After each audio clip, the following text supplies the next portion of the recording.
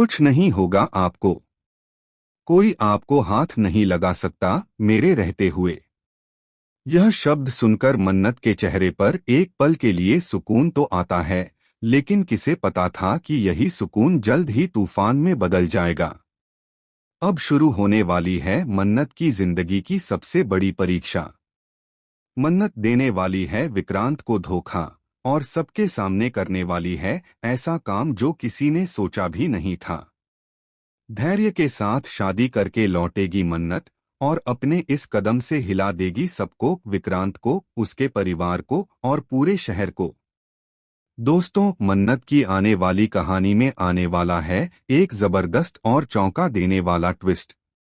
जहां एक तरफ मल्ला अपनी मां ऐश्वर्या को जेल से या यूं कहें कि हॉस्पिटल से फरार करवाने की साजिश रच रही है, वहीं दूसरी तरफ धैर्य सच का पता लगाते हुए ऐश्वर्या को पकड़ने के लिए निकल पड़ा है।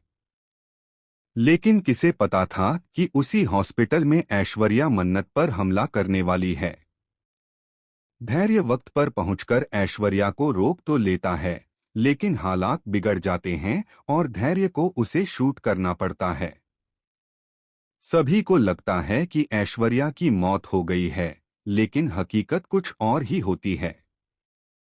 क्योंकि विशाखा और मल्ला की चाल में अब एक नया मोड़ आता है, दोनों मिलकर ऐश्वर्या को फिर से जिंदा कर देते हैं। दूसरी ओर मन्नत और धैर्य के बीच धीरे धीरे बढ़ती नजदीकियां अब विक्रांत को बिल्कुल पसंद नहीं आ रही। वह जलने लगा है, तिलमिला उठा है, क्योंकि जिस मन्नत को वो अपनी होने वाली पत्नी समझता था, वो अब किसी और की तरफ झुकने लगी है। विशाखा भी अब उसी घर में रह रही है, क्योंकि धैर्य की मां ने साफ कह दिया है कि जब तक मन्नत और विक्रांत की शादी नहीं हो जाती, वह इसी घर में रहेंगी। लेकिन इस घर के भीतर अब सब कुछ बदलने वाला है।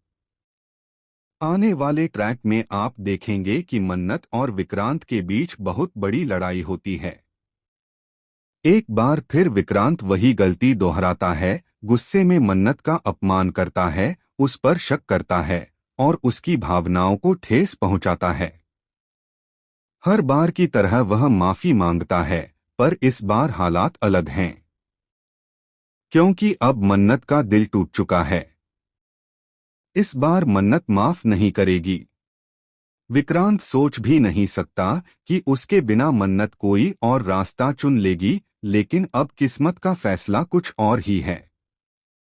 शादी के दिन सबको लगता